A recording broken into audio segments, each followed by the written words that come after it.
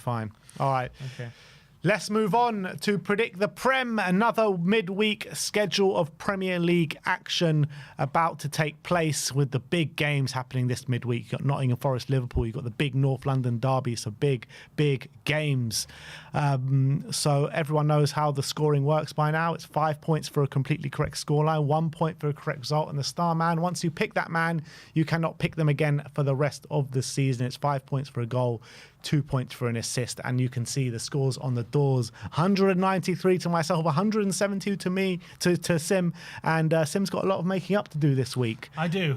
But on game week 1, me and Sim made a bet, and if you don't remember, let's jog your memory. I've got a little prediction. I reckon there's a chance that this season Moyes makes a return to Everton. What do you think about that? Nah. Why? Dyche lasts the season. Dyche will keep them 13th or 14th in the league. There's a bit of romanticism with Moyes in terms of him returning to Everton. And as well, think about what he did at West Ham. He took a team in a similar position to what Everton was and got them competing for Europe. So would they not see that and think, if he could do that for West Ham, why can't he do that for us? Because didn't he have quite significant investment with West Ham? He did in the last couple seasons, but to get them to Europe, I don't think it was that. What big signings did they have though when they won the Conference League? I can't remember off the top of my head. They had people like Rice already there, Antonio. Did they have big signings when they won the Conference League? I mean, didn't they sign? Bowen was fairly. What's his name for quite a significant fee? Benrahma from the Championship. Yeah, but was he a main player for them? Yeah, I guess they did sign him, but like Bowen was from the Championship. But Everton are struggling with money because of this stadium. I can't see Moyes going in there and making a massive impact. But I can see them. I can see the appeal. Maybe the appeal, but I don't think it works. First and foremost, I think Sean Dyche is a good fit for Everton. I think he had a good season there last year. If it wasn't for the points deduction, they would have stayed clear from relegation by some way. And one early season defeat to a really good Brighton side, who were the standout performers in the first weekend of the Premier League, doesn't make me change my mind on that. Look, Dyche is a good manager. He's good if you want to be in a relegation battle, and he's good to keep you up. I've just got a feeling if Everton want to get beyond that, it could bring in. They need Moyes investment. Back to the answer. They need investment. They need investment as well. Obviously, Dyche knows how to work on a budget. I think Moyes knows how to work on a budget as well. He did it for years at Everton previously. So I don't know. I've just got a feeling. I can't see Moyes doing any better with this Everton side than what Sean Dyche is doing. He might not, but I've got a feeling that Everton might be tempted by the fact that he's available now. And he's obviously an Everton legend. He did really well at West Ham. You're always swinging the Sean Dyche out narrative. You did it last season as well. I thought after the really poor start they had. And also, look, the football he plays is... I know Moyes doesn't play the best football as well, but Moyes football can get you to European spots. I guess Dyche did get Europe for Burnley that one season. That's it. But Moyes has done it consistently a few times with Everton and with West Ham now. And obviously he did win the European competition. Look, if Moyes wasn't available, I don't think I'd be thinking this way. But I just think the fact that he is available... I wouldn't say Moyes has done it consistently. He has. How many times he got European football with West Ham? 3 or 4 times now? Twice, no? Won the Conference League. He got to and Europa League semi-finals. semi-final. And last season he was in the quarter-final. Got lost to Bayer Leverkusen. So 3 times. So 3 times. How many times did he get to But the Europe with West Ham Everton? team was a lot better. A lot better. Everton and West Ham, how many years apart are they? With Everton, when he was back in 2000 and whatever, how many years did he get Europe with them? Probably quite a lot. He has consistently gotten European football as a manager. I think if they think Moyes is the answer, I think they're deluded. They might do. I just got a feeling. I've got a prediction that if things do go bad with Dyche, I reckon they bring Moyes back. I'll make you a bet live on stream right now. That's not going to happen. What? They won't bring Moyes back? Yeah. All right. How much? What's the bet? Another costume. Another bet? costume bet. All right. Another costume bet.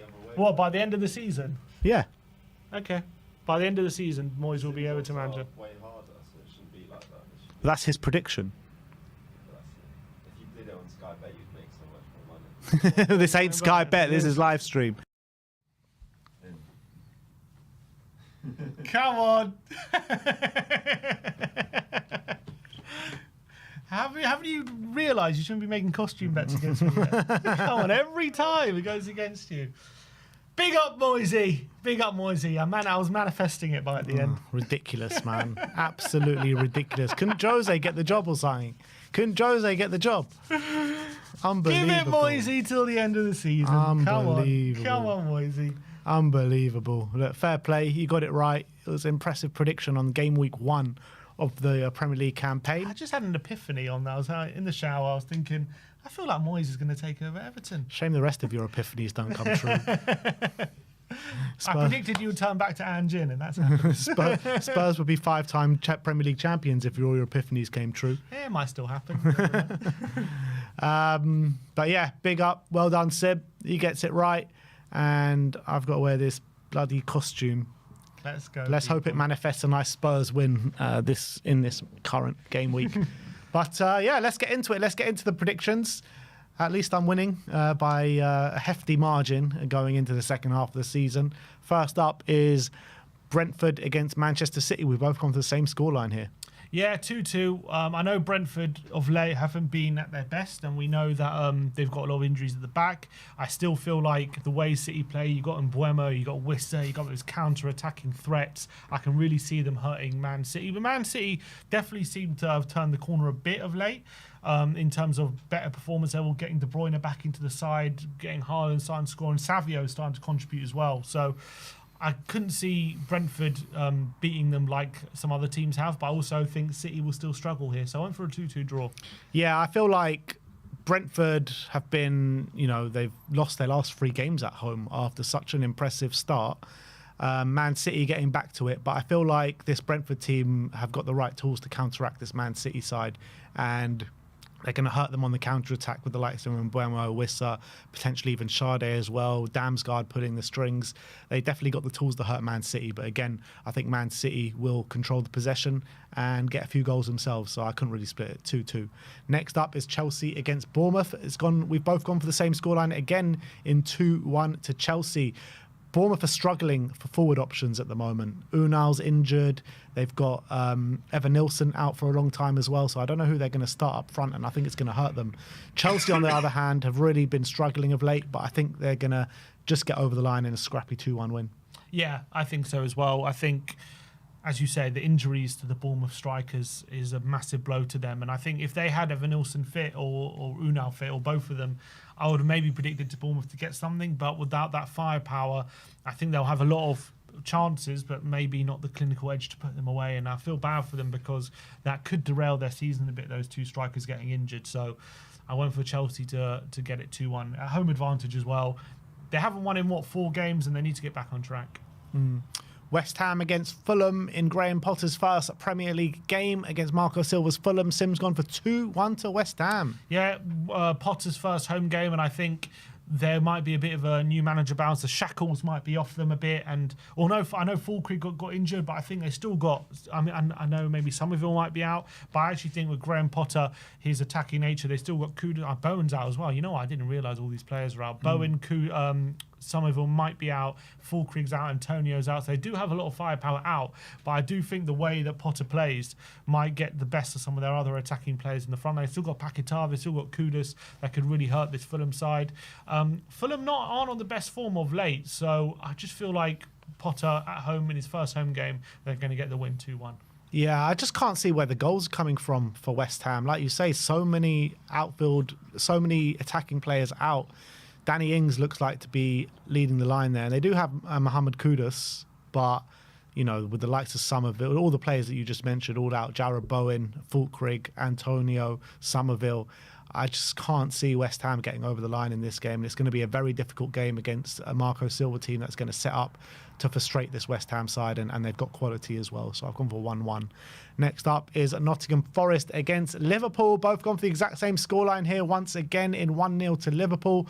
I feel it's going to be a gritty display from both these sides, but I just feel like Liverpool just got the quality that they can just get over the line. Nottingham Forest has been super, super impressive, and I think they're going to stifle Liverpool quite a lot in this game, but Liverpool will just about do enough to win the game. Yeah, I think this could be a massive game. If Forest win this game, then you really can't rule them out of challenging them, because they'll be 3 points behind all of a sudden. So it is a massive game in the context of the title race, but I just think Liverpool will shade it. There is this one Forest fan that every time we make a video, he always comments on our video saying, Sim never predicts Forest to get a result. He always predicts predict Forest to drop points because I'm always predicting Forest will eventually start to stumble. So apologies to that Forest fan because I am predicting another loss for Forest in this one. But I think it will be a really tight game. Going to the City ground, it couldn't get much bigger for Liverpool in this one. And considering their recent stumbles, there is a case to say that Forest can get something out of this game for sure. But I'm just going for that little bit of quality to show here. So I've gone for 1-0 to Liverpool. To be fair, Forest did go to Anfield and win, didn't they? They did. So can they do the double over Liverpool this season? It's a massive game. But either way, let's move on to Everton against Aston Villa. It's David Moyes' first game in charge for Everton. And we've both gone for Everton wins. I've gone for 2-1. Tim's gone for 1-0. Yeah, at Goodison Park, it's Moyes' first game in charge. I think there'll be a feel-good factor at Goodison Park with a returning legend, a returning hero to Goodison. I think it has been a bit of a popular appointment from what I've seen, albeit a slightly mixed reaction, but I do think majority has been quite positive.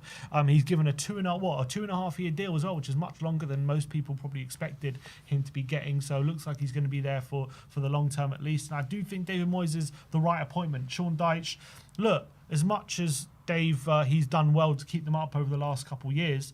The reality is they've not scored in 8 of their last 10 games, and that's just not good enough for a team like Everton. And you could say their team's not good enough, but they've got some good strikers. They've got some good players there, and they should not be in a situation where they're not scoring in 8 of their last 10. So I think a change was needed, and I think Moyes is the perfect guy for now. I didn't think bringing a progressive manager while they're down at the bottom is the right call because they could risk going down. So I do think Moyes was the guy to really make sure they stay up, and also someone to build with because as I said in that prediction, he is a manager who does get European football. He can build a club from this kind of position to getting challenging in the top half. So I think that's the aim for him at Everton, and new owners as well there. So I think could be an exciting future for them. So I went for Everton win here, and I think that Moyes is a good appointment as well. Yeah, I think Dyche, they should have kept with Dyche, man. They definitely should have kept with Dyche. And now they've gone for Moyes. It's going to be the worst decision that they've ever made. The worst decision that they've ever made. And they're going to go down now with David Moyes at the helm. They really, I'm telling you now, they're going to go down. Oh, you want to make another bet that they're going to go down with David? I'm joking. Let's do it. But no, I think they're going to get off to winning ways under David Moyes. I think it's going to be a good atmosphere at Goodison Park. They've given Moyes the respect to lead them into the new stadium as well last season at Goodison. And yeah, Villa have just been very hit and miss this season, and I feel like Everton will stifle them for the most part and get a couple of goals, albeit who's going to start up front, do you reckon, for Everton? Do you reckon he's going to go back to Calvert-Lewin? Is it going to be I don't know if Calvert-Lewin's injured, because I know Beto's been playing. Broja got an injury as well. I'm not sure who's. I don't know if he's fit. I'm not sure. Maybe it might have to be Beto. No, I think he's fit, Calvert-Lewin. If he's fit, I think he goes with Calvert-Lewin. Yeah. Because he's tried and tested it. Didn't he bring him through? Did he bring him through at Everton? No, I think it was. He's 50% chance. It says here. Okay. So he's 50. Broja's injured. Beto, there were talks of them of them getting rid of him, but might have to go with him. Anyway, we've both gone for Everton wins. Next up is Leicester against Crystal Palace. Tim's gone for 1-1. I've gone for 3-1 to Palace. And with the way Leicester like to play, I feel like Palace can really catch them out here on the counter-attack with the likes of Mateta, Eze, Sarr. And I feel like there could be quite a few goals in here for Crystal Palace against the Leicester side who's going to look to dominate. Yeah, I think Palace will dominate in a weird way, I think. And I think Palace know how Leicester like to play, but I do think Ruud in the last few performances has been a bit better than they showed in the his earlier performances, and maybe starting to figure things out, albeit they are still on a run of like 6 consecutive losses, so it's not good at all. I just feel like he might get his first it's not his first point because he beat West Ham and he got a draw against Brighton, but his first point since his first 2 games. So I went for a draw here in what could be quite a tight game. Next up is Newcastle against Wolves. Both of us gone for Newcastle wins. The team in form at the moment. I've gone for 2-0. Sim's gone for 2-1. Yeah, 2-1 to Newcastle. I think Newcastle on an unbelievable form. I think 6 wins in all competitions in a row, 5 wins in the league, or maybe 7 wins in all competitions and 6 in the league, I think it is actually. They're just in mad form. But Wolves, I think, have been a bit better since they changed the manager, albeit they did lose 3-0 in the last game. But I think the performances have been slightly better. So I do feel like maybe they could give Newcastle a bit of a few chances and maybe get a goal, albeit Cunha's still out. but I think Newcastle will get over the line. Cunha's in great back. form. Is he back? He's back. He's had Oh, 2 of his okay. games, yeah. So I think he'll get the goal then. But I think Newcastle should be too good for them. I think Isaac and Gordon are in too good a form. And the momentum's with them, so I see them getting over the line. Yeah. I think it's going to be a routine win for Newcastle. The form is just undeniable. They're scoring a lot of goals. They're not really conceding many either. And at St James's Park, they're such a hard nut to crack. So as much as Wolves might give a good account of themselves, I just can't see anything but a resounding Newcastle win. So I've gone for 2-0. Now it is the North London derby prediction. Arsenal get Tottenham at the Emirates. Sim has gone for 2-2. I have gone for Spurs to win the game by 3-2. I'm just looking at the way Arsenal are playing at the moment. They can't seem to create anything apart from chances from set pieces. And look, Spurs can very much come under pressure from set pieces, and I feel like that's the way that Arsenal are going to get the goals. But I'm looking at the way Spurs can play, and I feel like we can give Arsenal a torrid time here. As much as we've got injuries, they've got injuries. It's like a team with no defenders going up a team with no attackers. It's going to be an interesting game to call. But I've just got a bit of a feeling that Spurs can go there and upset the odds and win the game. I think Tottenham could definitely. I think it's going to be a good game, and I think Tottenham can go there and do something. I mean, getting a win at the Emirates for the first time in 12 years or whatever it's been, 14 years, is it? It's going to be a tall order with the backline we're probably going to go there with. So I still think we're going to concede goals, even albeit Arsenal are struggling up front. I think the set piece is going to be a big thing. I think maybe Havertz might make up for some of his misses over the last 2 games in this one. But I also think Tottenham could take advantage of what's been quite a disjointed Arsenal over the last few weeks. And I think even defensively, two against Newcastle, they conceded a few chances against United. Brighton, they conceded a few chances as well. So I do think Tottenham definitely go to the Emirates and create some chances themselves. And the last time we went to the Emirates, we drew 2-2 last year in what was a good performance. So I do see us creating some chances and putting under pressure. I just can't see us getting the win. So I went for a 2-2 draw here. I just feel like there's bad feelings at both clubs, really, but I just feel like the tide is really turning at Arsenal, and there seems to be a bit of a toxic atmosphere there at the moment. And I feel like if we go 1-0 up early, I think that will really, that will really stand us in good stead. I think the first goal is really important in this game, because if Arsenal go 1-0 up, they're just going to sit deep and shut up shop, and it's going to be hard for us to break them down. But if we score early, then it's going to create a bit of a carnage game, I think. Yeah, it should be a really good game of football, a lot on the line. Next up is Ipswich against Brighton. Sim's gone for 2-0 2-0 to Ipswich. I've gone for 2-2. Yeah, Ipswich actually early in the season got a 0-0 draw at the Amex in what was quite an impressive display, and I think they've definitely turned their performances and results turning around anyway. Their last home game was against Chelsea, and was a very impressive 2-0 victory, and I see them getting a bit of joy here as well. I do think they're going to put up a really good fight in the relegation battle, albeit it still could be too much for them. But I think in this game against a Brighton team who do tend to struggle against the lower sides, I think they've not beaten any of the teams in the bottom 4, I think, this season. So definitely struggle against teams who sit back, and I think Ipswich are going to do that. And I think Liam Delap is more than good enough to exploit their backline, and Hutchinson as well is playing quite well recently. So I've gone for a 2-0 win for Ipswich. Yeah, I've gone for 2-2. Ipswich are playing well at the moment. Brighton, not so much. Can't seem to get any sort of results over the line, but I feel they are drawing a lot of games, and an Ipswich side that will concede quite a few chances to a strong Brighton attack. I feel like I couldn't really split the sides. It'll be a really interesting attacking game of football with goals at both ends, so I've gone for 2-2. Next up is Manchester United against Southampton. Both of us have gone for the same scoreline here, 2-0 to Manchester United. Is the tide turning for Man United at the moment? They've just had positive performances and results against Liverpool and against Arsenal. Now it's to see if they can do it against the so-called lesser sides in the Premier League, which they haven't seemed to have done since Ruben Amorim have come into Manchester United. But I think they will get the win over the line, so I've gone for 2-0. Yeah, so they need to win this game, and they're obviously in the league. They are dropping like a stone at the moment with some of their results, losing way too often. Albeit they did obviously get a draw at Anfield, so that will give them a confidence boost. And going through in the FA Cup was a brilliant result performance. But did the game suit them a bit more than maybe against a side like Southampton? That's why I've only gone for 2-0. I don't think it's going to be a battering. I think Southampton will have their moments, but I can't see Southampton getting anything here, and I think United should comfortably see over the line. I just don't think Southampton have the quality at the end of the day, so I've gone for 2-0 to Man United. And last but not least, the star men. Sim has gone for Bruno. Yeah, Bruno, he's been brilliant last 2 games. Scored a great goal at the Emirates, and I thought was a brilliant Anfield in the draw against Liverpool. I think if they're going to turn their all form around, he's going to be the talisman. So I've gone for Bruno for my star man here. And I've gone for Ismaila Sarr of Crystal Palace against Leicester at the King Power. I feel like Crystal Palace's counter-attacking threat could come into use in this game. And Ismaila Sarr has been pretty good this season, albeit he hasn't got consistent goal contributions. But when Palace play well, he usually is at the heart of things. So I've gone for Ismaila Sarr.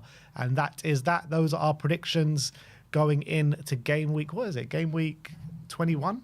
Something like that. This is game week 21, yeah. Yeah, game week 21 of the Premier League. Let us know your predictions in the comment section below. Who is going to come out on top, me or Sim? And that is it from us. Thank you, everyone, for joining us today. We'll see you tomorrow for North London Derby previews, people.